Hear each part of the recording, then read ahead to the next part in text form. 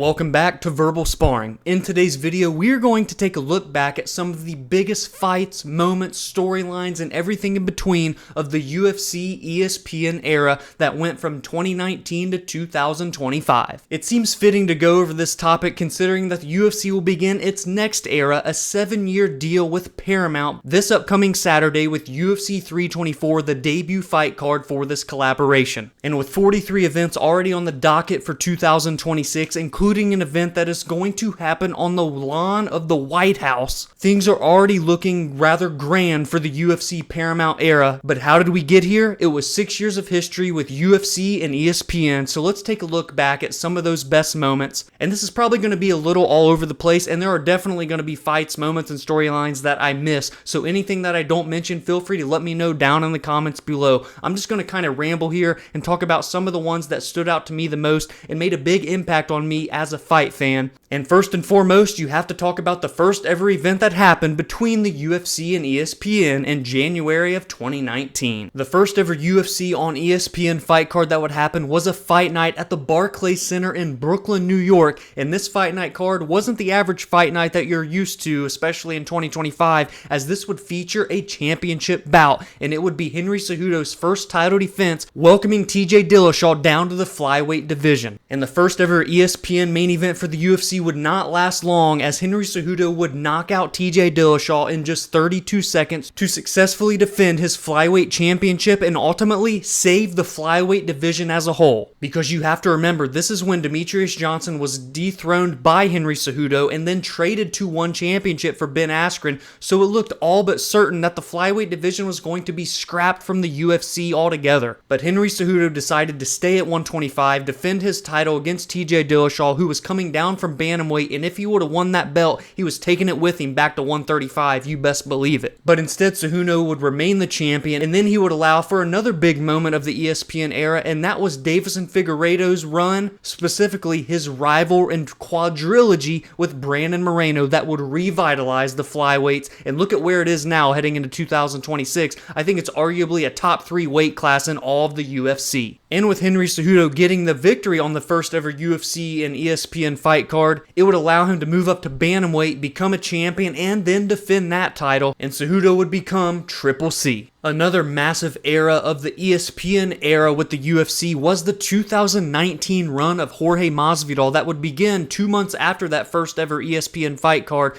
in March of 2019, when he would knock out Darren Till in front of his home English crowd. That Jorge Masvidal knockout over Darren Till, paired with the aforementioned trade that happened between the UFC and ONE Championship, something that we had never seen happen before, where Demetrius Johnson was sent to ONE in return for Ben Askren to the UFC, would set up these two to fight against one another, which would then lead to the knockout heard round the world, the fastest knockout in UFC history, as Jorge Masvidal would sprint across the cage, land a flying knee over Ben Askren, and in just 5 seconds put him out cold and became a mega star. And then from that July absolutely star-making performance, Jorge Masvidal would pair it with a Nate Diaz BMF title fight, the first ever. The Rock came out with the belt looking like it was a WWE WrestleMania event, and he wrapped the title around Jorge Masvidal after getting a doctor stoppage TKO victory. And it was in that moment that Jorge Masvidal became the second biggest star in the UFC and one of the biggest that we had ever seen in the company's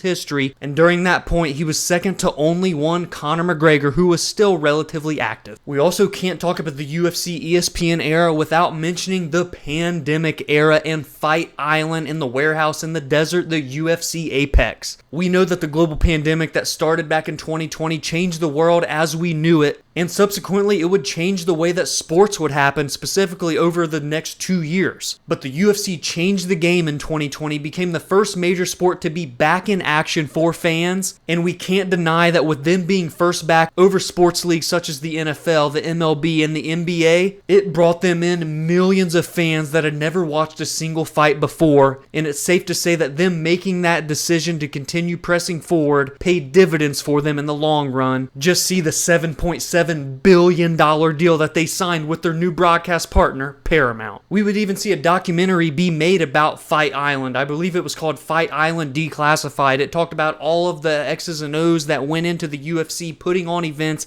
in Abu Dhabi on Yas Island. And while during that point the UFC Apex played a pivotal role in fight cards happening for the UFC domestically, we can now safely look back on it in 2026 and wish that the Apex would have died down a little bit sooner. Because even in 2025, there were still 12 events that took place there. We just can simply not have that many take place in 2026 and onward. Something that we also saw in 2020, about 2 months before the pandemic era kicked in for the UFC, was the return of the notorious Conor McGregor, his first fight back since losing to Khabib Nurmagomedov in October of 2018 would come on January 18th, 2020, where he would face off against Donald Cowboy Cerrone at 170 pounds in a main event. And I specifically talk about that return fight of Conor McGregor and the big performance that he had, a knockout in round number 1 that just took 40 seconds, because it set us up for a pair of fights that Conor McGregor would have in 2021 with his rival Dustin the Diamond Poirier. Their first fight of the two in 2021 and second overall out of 3 would take place on January 23rd in Abu Dhabi, where they would go toe-to-toe with one another for 7.5 minutes before Dustin Poirier would pull off the upset and instantly become one of the biggest stars in the promotion until he would retire in July of 2025. And we can't forget that this was also during the good guy era, if you want to call it that, of Conor McGregor, where he was being extremely respectful of Donald Cerrone and Dustin Poirier, taking hot sauce from him at the press conference, being extremely polite, not talking his usual trash that we were used to him seeing, building himself into the biggest star in UFC history. But then all of that would immediately be turned on its head after being knocked out by Dustin Poirier, and heading into their July fight of that year, things would get ugly, things would get personal, and it would end in ugly fashion as well, as Conor McGregor would break his leg at the very end of the opening round after losing that first round to Dustin Poirier. And now, over 4.5 years later, we haven't seen Conor McGregor since. At least, not in the octagon, because we did see him coach an Ultimate Fighter season against Michael Chandler. They were scheduled to fight at UFC 303, if I'm not mistaken. Then that fight would have to be canceled due to a broken toe on the side of Conor McGregor. Michael Chandler has not stopped talking about Conor McGregor in every single interview that he has had over the last 2.5 years. And now, even in January of 2026, we are still talking about the potential return of Conor McGregor being against Michael Chandler, and now it looks like if it does happen, it'll be at the White House this summer. And while we are on the topic of the lightweight division, I think something else that is important to talk about is the lightweight championship era that we would see play out over the course of the UFC ESPN run. Khabib was the champion heading into 2019 when the UFC and ESPN era deal started, and he fought twice during that time. Victories over Dustin Poirier and Justin Gaethje, both by way of submission, and then that victory over Gaethje would turn out to be Khabib's retirement bout. That would then set up Charles Oliveira to take on Michael Chandler, who was a new addition to the UFC over the course of the ESPN era. At UFC 262, Charles would become the champion, then defended against Poirier, technically defended against Gaethje even though he missed weight and it wasn't a title defense. It was kind of weird. But then that Oliveira run would turn into the Islam Makhachev run, which would turn out to be historic. And I say that because after defeating Charles Oliveira by submission to become the lightweight champion, Islam would go on to defend the belt successfully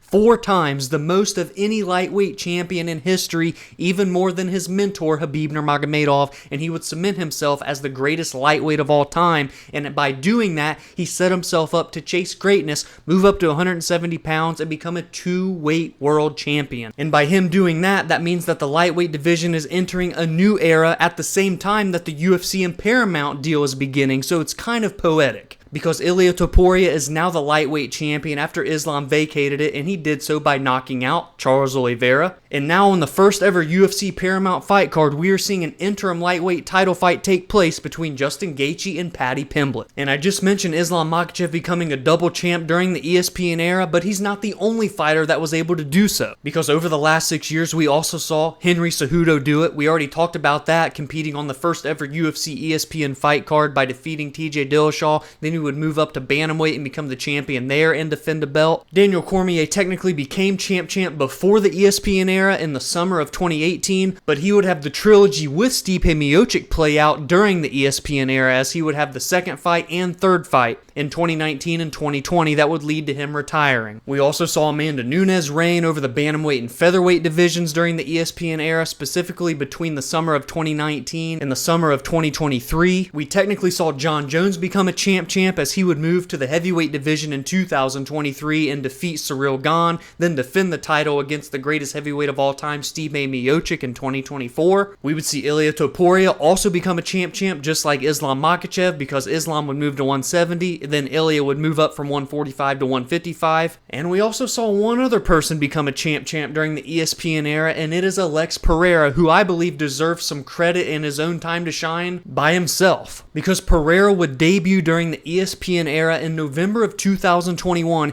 and go on an absolutely generational tear that we have never really seen before. It took just 3 UFC fights and victories for him to earn a title shot, and then he would knock out Israel Adesanya, one of the other biggest stars during the ESPN era. Then after losing in their rematch to him, he would move up to light heavyweight and become the champion there and have 3 successful light heavyweight title defenses all in 2024, and now he's become a 2-time light heavyweight champion and 3-time UFC champion overall after winning his belt back in October of last year. And lastly, it just feels fitting to end this ESPN era discussion with some of the best fights that we saw over the last 6 years. The final UFC pay-per-view before the pandemic era would begin, UFC 248, featured the greatest women's mixed martial arts fight ever, and that was between Zhang Weili and Joanna Jędrzejczyk in the strawweight division, as Weili would successfully defend her title against the greatness of Joanna. At UFC 236, we saw one of the greatest middleweight fights of all time, where Israel Adesanya and Kelvin Gastelum would quite literally compete in a Hall of Fame worthy championship bout that would truly show what the epitome of being an ultimate fighter is, even with Israel Adesanya speaking at the beginning of round 5 that he was prepared to die in that cage to become UFC champion. In the summer of 2020, a pandemic fight night that would take place in an empty UFC Apex, Dustin Poirier and Dan Hooker competed in the best fight to ever happen in the warehouse in the desert. A fight that probably doesn't get the respect it deserves was a light heavyweight fight between Yuri Prochazka and